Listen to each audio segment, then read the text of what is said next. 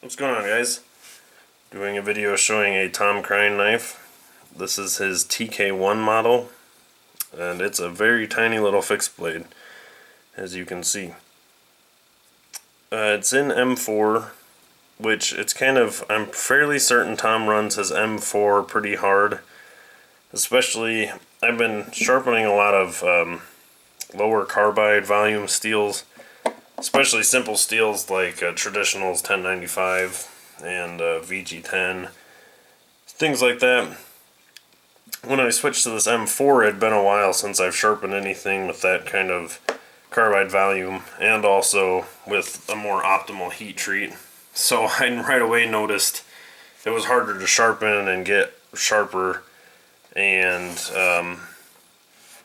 it's just also got that carbide-y edge, which is, I think you can almost feel the difference in an edge of a high carbide volume steel and a lower carbide one. They just, even when the carbide edge is a little higher polish, it still feels more coarse, more aggressive. That's how this feels, even though it is quite sharp right now. It still just doesn't quite feel as keen, that would be the word, as some of the other stuff.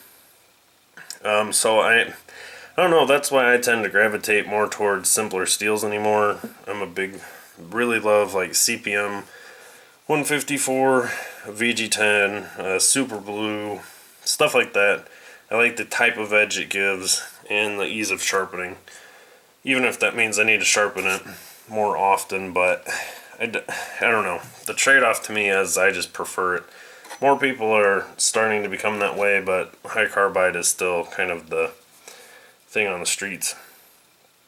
Anyway, as you can see, it's quite tiny, like I was saying. Really just a 3-finger grip knife.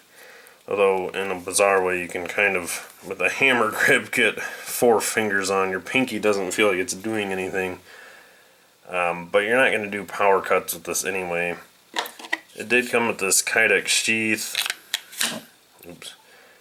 And that works fine. But for the pocket carry, I just kind of rigged up this old knife ship free slip joint knife. Flipping sheath, not knife, this pocket sheath. And I just have it like this. And I put some like cord through a hole there just for a little extra retention so it doesn't fall out.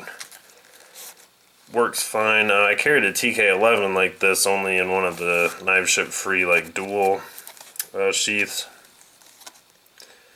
So yeah, it's definitely more of a pocket carry to me, but very small. Obviously very thin behind the edge. I didn't caliper this one, but it feels very thin, like probably 6 to 7 thousandths range. It's comparably close to this regrind he did. And I laid it back pretty far. Tried to get it maybe 10 degrees per side. Barely raised it off the stone because of how small the knife is. You're not going to do anything super strenuous with it. So just like a quick comparison in the size. Here's a Traditional. A Sebenza. It's like barely bigger than a Sebenza.